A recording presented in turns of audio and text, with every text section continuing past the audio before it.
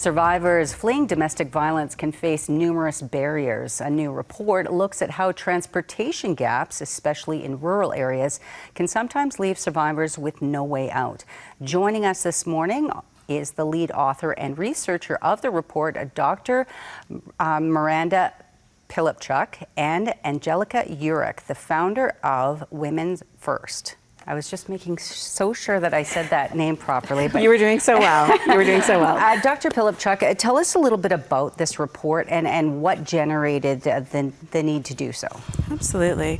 So at ACWS, we've been hearing from our members for years, especially our members in rural Alberta, that a lack of safe and accessible transportation can be a substantial barrier for survivors leaving abusive relationships and can increase their risk. And so we knew this was something we needed to address. And that was kind of the beginning of the project. We were able to get some grant funding to provide a temporary solution to support survivors in rural Alberta.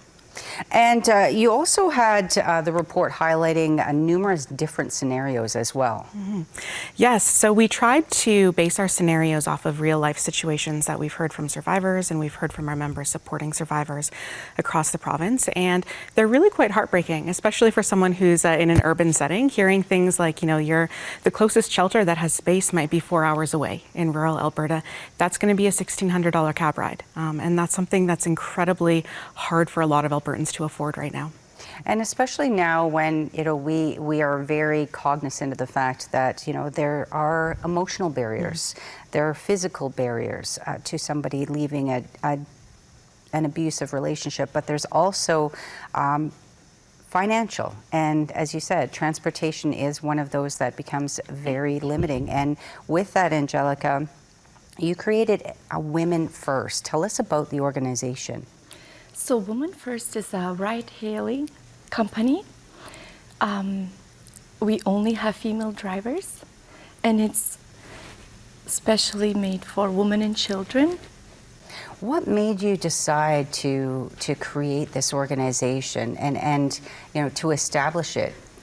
Well, one night I had a dream, and I saw purple cars in my dream. And in my dream, I was driving around and helping women and children get in and out of the car. And I saw purple cars all over Grande, Prairie. And at first I thought it was just my hormones, you know. I'm pregnant with my 5th baby, and then I woke up, I'm like, wow, babe, like, we really need to do this. This is something needed. So as I was talking more and more to people, they were just telling me, you know, this is something you really need to do. This is a huge need. There had to be something that was occurring that, you know, that you were seeing in your daily life that ended up settling into your subconscious saying this needs to be addressed and this needs to be brought forward. How long has WomenFirst been running? This is our 3rd year. We started as a taxi company. So last year of May, we started as a ride-hailing services. So we all have an app now, and the riders can download our app, and the mothers can track the ride. And with this, what has your experience been like when it comes to servicing the rural community?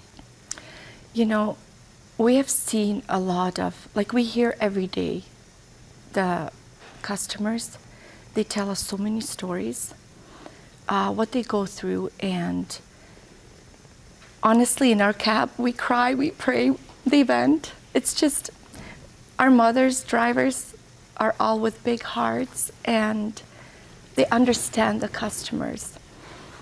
And it has been nothing but just great experience, just giving them that safe feeling, knowing they're safe.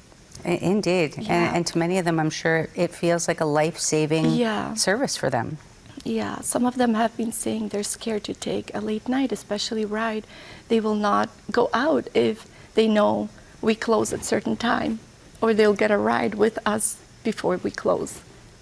And Dr. Pilipchuk, what has been the recommendations with the report? You know, really what we need to see is safe and accessible transportation infrastructure across the province, especially in rural Alberta. That's a huge thing. We also are really recommending that shelters have long-term sustainable funding to support transportation and the transportation needs of their survivors. Well, thank you both for coming in this morning. We really appreciate it. And thank you to and everybody else that's working with Women First for the work that you're doing. Thank you. Thank you so much. And as Angelika mentioned, there is an app as well. So if you are in need of the ride-hailing service, of course, you can get more information on Women First. You can also find out more information about the Alberta Council of Women's Shelters at acws.ca and give them a call, 1-866-331-3933. If you are in immediate danger, please call 911.